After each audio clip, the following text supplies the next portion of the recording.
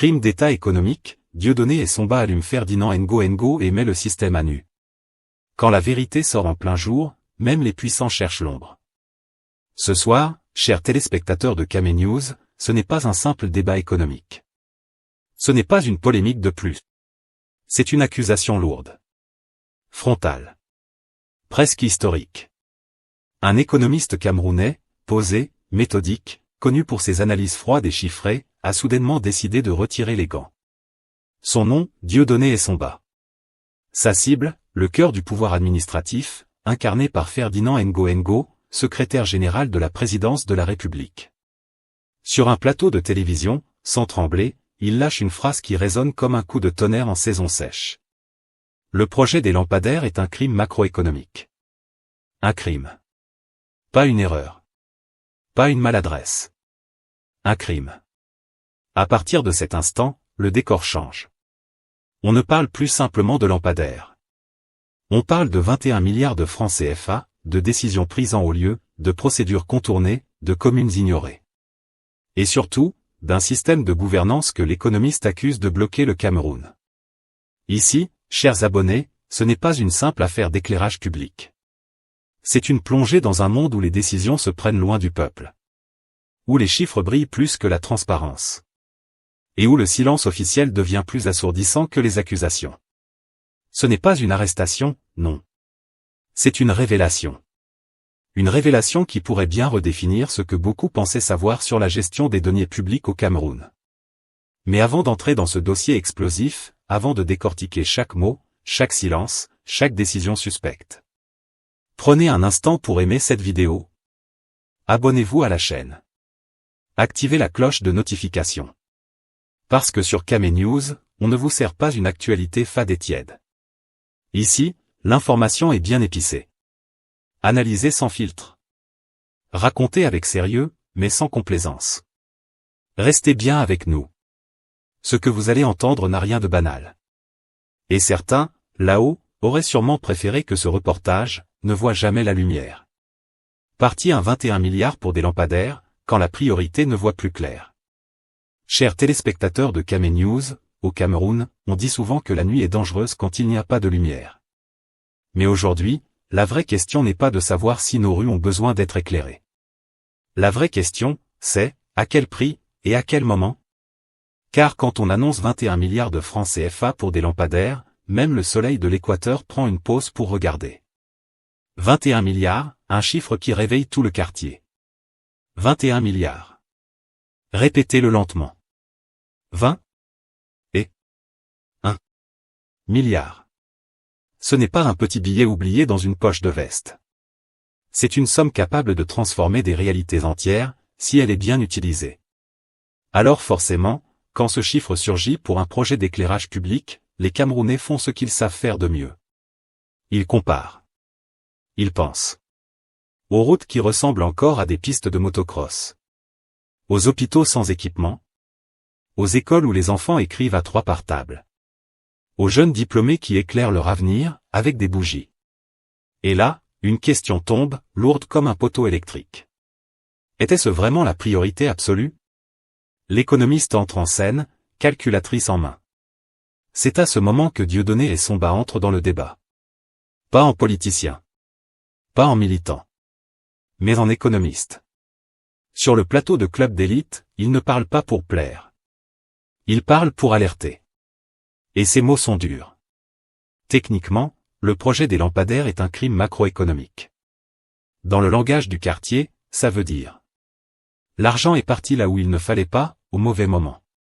Pour un pays confronté. À un endettement croissant. À une inflation qui mange les salaires. À une croissance qui avance à petits pas. Injecter 21 milliards dans des lampadaires ressemble plus à un pansement lumineux sur une fracture ouverte. Éclairer les rues, mais assombrir les priorités. Attention, précise l'économiste. Il ne s'agit pas de dire que l'éclairage public est inutile. Oui, la lumière sécurise. Oui, elle améliore le cadre de vie. Oui, elle est nécessaire. Mais tout est question de hiérarchie des besoins. Dans un pays où certaines communes manquent encore. D'eau potable.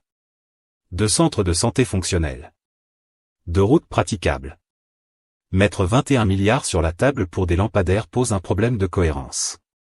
Comme on dit chez nous, tu ne repeins pas le salon quand la toiture fuit. Une allocation des ressources qui fait grincer les dents. Dieudonné et Somba parlent ici de mauvaise allocation des ressources publiques. En clair, l'argent existe, mais il est mal orienté. Avec 21 milliards, l'État aurait pu réhabiliter des kilomètres de routes communales, équiper plusieurs hôpitaux de district, soutenir l'entrepreneuriat local, investir dans la formation et l'emploi. Mais non. Le choix s'est porté sur un projet visible, brillant, photogénique. Un projet qui se voit la nuit, mais dont le coût se sent le jour. Le symbole d'un État qui préfère ce qui se voit. Ce dossier révèle une tendance lourde. Privilégier les projets visibles plutôt que les projets structurants. Les lampadaires, ça brille. Ça se photographie. Ça se montre. Mais les routes bien faites, les systèmes de santé solides, l'éducation de qualité. Ça ne se voit pas toujours tout de suite. Ça demande du temps, de la rigueur, et surtout de la patience politique. Or, la patience, c'est souvent ce qui manque dans la gestion publique camerounaise. Une décision déconnectée du terrain. Sur le terrain, dans les quartiers, les populations ne demandent pas d'abord des lampadaires. Elles demandent des routes sans trous, des écoles pour leurs enfants, des centres de santé accessibles. Alors quand elles entendent parler de 21 milliards pour l'éclairage, elles ne voient pas la lumière. Elles voient le décalage. Un décalage entre les urgences vécues au quotidien et les décisions prises au sommet. Un projet qui pose déjà problème avant même d'être installé. Avant même que le premier poteau ne soit planté, ce projet est déjà entouré de questions. Et dans la gestion publique, quand un projet commence avec trop de questions, il finit rarement avec des réponses satisfaisantes. Comme le dit la sagesse populaire. Si le départ est confus, l'arrivée sera compliquée. En attendant la suite. Cette première partie de l'affaire montre une chose. Le problème des lampadaires n'est pas technique. Il est politique, économique et stratégique. Et ce n'est que le début. Parce que derrière le montant, derrière l'éclairage, se cache un autre problème encore plus grave. La manière dont ce projet a été décidé. Et c'est exactement ce que nous allons voir dans la suite de ce reportage. Partie 2 quand le dossier saute les étapes comme un moto-taxi pressé. Chers téléspectateurs fidèles de Camé News, au Cameroun, l'administration a ses règles, ses circuits, ses procédures. Sur le papier du moins. Parce que dans la pratique, certains dossiers ont appris à sauter les dodanes institutionnels comme une moto-taxi en retard de recettes. Le projet des lampadaires à 21 milliards de francs CFA n'a pas seulement choqué par son montant. Il a surtout étonné par le chemin qu'il a emprunté pour arriver à destination. Normalement, un projet d'éclairage public suit un itinéraire clair. La commune identifie le besoin. La région coordonne. Le Premier ministre arbitre. L'État accompagne. Mais ici, non. Le dossier est parti tout droit du palais, direction les communes, sans même leur dire bonjour. Un saut périlleux administratif, digne des Jeux Olympiques de la centralisation. Le palais entre en jeu pour des lampadaires. Ce qui a fait lever les bras de Dieudonné et Somba, c'est cette image surréaliste. Des lampadaires décidés et validés au secrétariat général de la présidence. Oui, vous avez bien entendu.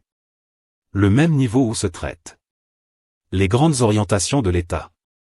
Les questions de sécurité nationale. Les équilibres politiques majeurs. S'occupe aussi désormais de savoir où planter les poteaux électriques dans les quartiers. À ce rythme, demain, on signera au palais pour acheter des brouettes communales. Comme on dit au village, quand le chef du village commence à compter les allumettes, c'est que la case brûle quelque part. Les communes, grandes absentes du film. Dans cette affaire, les communes sont les grandes oubliées. Et pourtant, ce sont elles qui gèrent l'éclairage public, entretiennent les installations, répondent aux populations quand une lampe ne marche plus. Mais ici, on leur a retiré le volant. On a conduit à leur place. Et on leur a simplement dit, voilà la route, débrouillez-vous avec les nids de poules. Les maires, élus au suffrage universel, se retrouvent ainsi réduits à un rôle décoratif. Ils regardent passer un projet qui porte leur nom, sans en être les acteurs. C'est comme organiser un mariage sans inviter la mariée. Le Premier ministre, sauté comme un rond-point. Autre détail qui pique. Le Premier ministre, chef du gouvernement, garant de la coordination de l'action publique, a été tout simplement contourné. Le dossier n'est pas passé par la primature. Il a pris un raccourci. Un raccourci VIP. Dans un État qui se veut organisé, ce genre de contournement crée une confusion dangereuse. Qui décide vraiment? Qui coordonne quoi? Qui est responsable en cas de problème? Quand les chaînes de commandement deviennent floues, l'administration se transforme en marché central à l'heure de pointe. Tout le monde parle, mais personne ne sait qui écoute. La décentralisation malmenée en plein jour. Depuis des années, on nous parle de décentralisation. Dans les discours, c'est beau. Dans les textes, c'est clair. Mais dans les faits, c'est compliqué. Ce dossier montre que la décentralisation camerounaise reste fragile, presque symbolique. Dès qu'un projet devient important, le pouvoir central reprend la main. Comme si on disait aux communes: occupez-vous des petits problèmes. Les gros dossiers, c'est pour nous. Mais l'éclairage public, ce n'est pas un détail. C'est une question de sécurité, de cadre de vie, de gestion locale. En retirant cette compétence aux communes, on envoie un message clair. La confiance n'est toujours pas là. Une administration qui confond urgence et précipitation. Certains diront: il fallait aller vite. Mais aller vite ne veut pas dire ignorer les règles. Sinon, demain, tout pourra se justifier par l'urgence. Or, dans la gestion publique, la précipitation coûte cher. Très cher. Quand on court sans regarder le terrain, on trébuche. Et quand on trébuche avec 21 milliards dans les mains, la chute fait du bruit. Un message dangereux pour l'avenir. Ce précédent est lourd de conséquences. Car si l'on accepte que des projets communaux soient décidés au sommet, sans consultation, sans coordination claire, alors plus rien n'empêche que demain, les marchés municipaux, les écoles, les centres de santé, soient eux aussi gérés directement depuis Etoudi. La décentralisation devient alors un slogan, pas une politique. Un gouvernement normal. Selon Essomba. La phrase de Dieudonné Essomba résonne encore. Un gouvernement normal ne fait pas ça. Elle est simple. Mais elle est lourde. Elle pose une question fondamentale. Le Cameroun fonctionne-t-il aujourd'hui selon des règles normales, ou selon des arrangements pratiques? Parce qu'un État moderne ne saute pas ses propres procédures. Il les améliore, il les respecte, il les explique. En résumé, un dossier qui a brûlé les feux tricolores. Ce projet de lampadaire n'a pas seulement allumé des ampoules. Il a grillé les feux rouges institutionnels, les clignotants de la décentralisation et les panneaux de signalisation administrative. Et tant que ces pratiques continueront, chaque nouveau projet public sera accueilli avec la même méfiance. Car au Cameroun, on a appris une chose. Quand un dossier roule trop vite, c'est souvent le peuple qui paie l'accident. Partie 3: le gré à gré, quand la lumière passe par les couloirs sombres. Chers téléspectateurs de Camé News, au Cameroun, il y a des mots qui font toujours tousser l'opinion publique. Parmi eux, un en particulier, marché de gré à gré. Dès que ce mot apparaît dans un dossier public, les oreilles se dressent, les calculatrices s'allument, et les sourcils se froncent. Pas parce que le gré à gré est illégal, non. Mais parce que chez nous, il est rarement innocent. Dans l'affaire des lampadaires à 21 milliards de francs CFA, le choix du gré à gré ressemble moins à une exception technique qu'à une habitude bien installée. Et comme on dit au quartier, quand tu vois quelqu'un fermer la porte pour compter l'argent, ce n'est jamais pour partager. Le gré à gré, l'option qui fait toujours parler. Normalement, lorsqu'un État veut acheter, il ouvre la compétition. Les entreprises proposent. Les prix se comparent. La qualité se discute. Et le public peut suivre. Mais ici, non. On choisit directement. On négocie discrètement. Et on annonce ensuite le montant. 21 milliards. Un chiffre qui donne le vertige même à la lumière du jour. Alors forcément, la question surgit. Pourquoi éviter un appel d'offres ouvert pour un équipement aussi standard qu'un lampadaire? Parce que le lampadaire, ce n'est pas une fusée spatiale. Ce n'est pas un secret défense. Ce n'est pas une technologie introuvable sur Terre. C'est un produit connu, maîtrisé, fabriqué un peu partout, y compris au Cameroun. Et les entreprises camerounaises dans tout ça? C'est là que le bâtiment blesse encore plus. Le Cameroun forme chaque année des ingénieurs, des techniciens, des urbanistes, des électroniciens. Les écoles sont pleines, les diplômes sortent, mais les chantiers, eux, partent souvent ailleurs. Dans cette affaire, beaucoup se demandent. Pourquoi ne pas avoir confié ce projet à des entreprises locales? Car au-delà du coût, il y avait une opportunité. Créer des emplois. Renforcer le savoir-faire local. Faire circuler l'argent à l'intérieur de l'économie nationale. Mais non. On préfère souvent importer, externaliser, centraliser. Résultat, l'argent public fait un long voyage, pendant que le chômage reste bien installé à domicile. Comme dirait un ancien, tu nourris le poulet du voisin pendant que le tien meurt de faim. 21 milliards, un chiffre qui fait tous les calculs. 21 milliards pour des lampadaires. Même sans être économiste, le citoyen ordinaire sent que quelque chose cloche. Parce qu'au Cameroun, les prix des équipements publics sont connus. Les devis existent. Les comparaisons sont possibles. Alors quand le montant dépasse l'entendement, les soupçons naissent naturellement. Sans accuser, sans condamner, mais en posant des questions légitimes. Et dans un marché de gré à gré, une chose est certaine. Le contrôle citoyen devient presque impossible. Les marges? On ne les voit pas. Les critères de sélection? On ne les connaît pas. Les négociations? Elles se font derrière les portes closes. Et comme dit le peuple, quand on cache le prix, c'est que le prix fait mal. Transparence faible, méfiance forte. Le Cameroun n'a pas bonne réputation en matière de gestion des marchés publics. Les classements internationaux sur la corruption ne sont pas flatteurs, et chaque nouveau dossier controversé renforce cette image. Dans ce contexte, lancer un marché de 21 milliards sans appel d'offres, c'est comme jeter de l'essence sur un feu déjà bien allumé. Même les projets bien intentionnés deviennent suspects.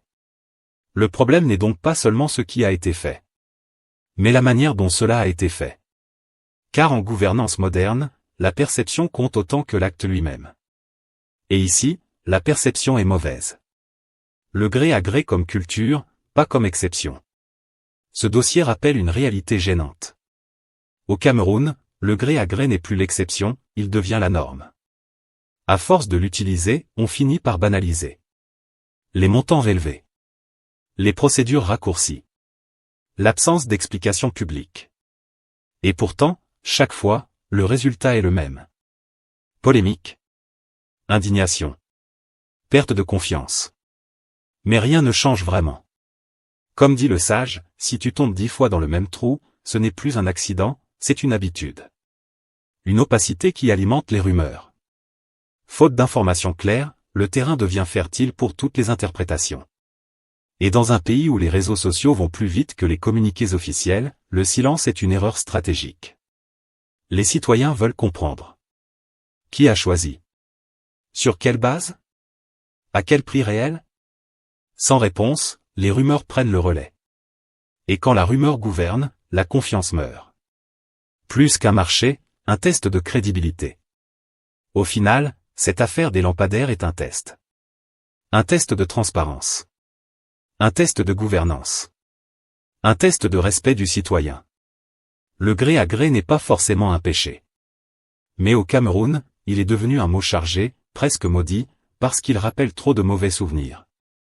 Et tant que les autorités ne comprendront pas que expliquer n'est pas une faiblesse, chaque nouveau projet sera accueilli avec suspicion. Car comme on dit chez nous, quand tu refuses d'allumer la lumière toi-même, les gens vont toujours croire que tu caches quelque chose. Partie 4 quand les lampadaires éclairent. Les faiblesses de la gouvernance. Au fond, chers téléspectateurs de Camé News, le vrai problème de cette affaire n'est pas le lampadaire lui-même. Parce qu'un lampadaire, ça éclaire. Mais ici, plus on parle d'éclairage, plus les zones d'ombre se multiplient. Quand Dieudonné et Somba parlent de « crime macroéconomique », ce n'est pas un mot lancé au hasard pour faire le buzz sur les plateaux télé. C'est un diagnostic lourd, presque clinique, sur la manière dont les décisions publiques se prennent au Cameroun. Dans un pays normal, comme l'économiste le répète avec insistance, un projet local part du local. Mais ici, non. Ici, le lampadaire quitte le palais d'Etoudi avant même de savoir dans quelle commune il va être planté. C'est comme acheter une marmite sans savoir ce qu'on va cuisiner. Une centralisation qui étouffe les communes. La Constitution parle de décentralisation. Les lois parlent de collectivité territoriale. Les discours parlent de proximité avec les citoyens. Mais dans la pratique, les communes regardent passer les projets comme on regarde passer un convoi présidentiel, de loin, sans pouvoir intervenir, sans même savoir qui décide. Les maires, pourtant élus, deviennent de simples figurants dans un film dont le scénario est écrit ailleurs. Ils découvrent parfois les projets en même temps que leurs administrés, à la télévision ou sur les réseaux sociaux. Et là, la question devient sérieuse. À quoi sert un maire si les décisions structurantes sont prises sans lui? À quoi sert la décentralisation si le pouvoir central continue de gérer jusqu'aux ampoules des quartiers? Comme on dit au quartier, si tu gères même la lampe de la maison de quelqu'un, ne sois pas surpris qu'il reste assis dans le noir. Le silence officiel, la stratégie du « on fait comme si ». Face aux critiques, une autre lumière clignote, le silence. Ni le MINDU, ni le secrétariat général de la présidence n'ont pris la peine d'expliquer clairement. Pourquoi un marché de gré à gré? Pourquoi 21 milliards? Pourquoi les communes ont été mises de côté? Ce silence n'apaise pas. Au contraire, il nourrit les soupçons, les rumeurs, et les interprétations les plus folles. Dans un pays déjà fragilisé par une crise de confiance entre gouvernants et gouvernés, se taire devient une forme de communication, mais une communication dangereuse. Parce que quand l'État ne parle pas, le peuple parle à sa place. Et le peuple, lui, ne manque pas d'imagination. Une gouvernance qui marche à l'envers. Cette affaire illustre une gouvernance qui fonctionne souvent à rebours du bon sens. On décide d'abord. On justifie ensuite. Et parfois, on n'explique jamais. Le problème, ce n'est pas seulement l'argent. C'est la philosophie derrière la décision. Peu de concertation. Peu de transparence. Beaucoup de verticalité. Le Cameroun semble encore prisonnier d'un modèle où tout doit venir d'en haut, comme si l'intelligence, l'expertise et la responsabilité n'existaient qu'autour du palais. Pourtant, sur le terrain, les réalités sont connues. Certaines communes n'ont même pas les moyens d'entretenir les routes existantes. D'autres peinent à payer régulièrement leurs agents. Beaucoup manquent d'équipements de base. Mais on leur apporte des lampadaires décidés ailleurs, financés ailleurs, et parfois installés sans véritable plan d'entretien local. Résultat, la lumière arrive, mais la durabilité reste dans le noir. La décentralisation, un mot à la mode, une réalité en retard. 20 ans après les premières lois sur la décentralisation, le bilan reste amer. Les collectivités locales sont souvent appelées à gérer, sans moyens suffisants. Elles sont responsables devant les populations, mais dépendantes du pouvoir central pour presque tout. Cette affaire des lampadaires agit comme un révélateur. La décentralisation camerounaise existe sur le papier. Mais sur le terrain, elle avance avec des béquilles. Et tant que cette situation perdure, les mêmes erreurs se répéteront. Décisions mal adaptées. Projets mal acceptés. Argent public mal compris par les citoyens. Comme dit un vieux sage du quartier, quand tu refuses de donner la clé à celui qui habite la maison, ne te plains pas si la maison se dégrade. Un symbole de plus dans une longue liste. Au final, ce dossier ne choque pas seulement par son montant. Il choque parce qu'il ressemble à beaucoup d'autres avant lui. Des marchés annoncés en grande pompe. Des chiffres qui donnent le tournis. Des procédures floues. Et au bout, un peuple qui demande simplement à comprendre. Les lampadaires finiront peut-être par éclairer certaines rues. Mais tant que la gouvernance restera opaque, le pays, lui, avancera à tâtons. Et c'est là tout le paradoxe camerounais.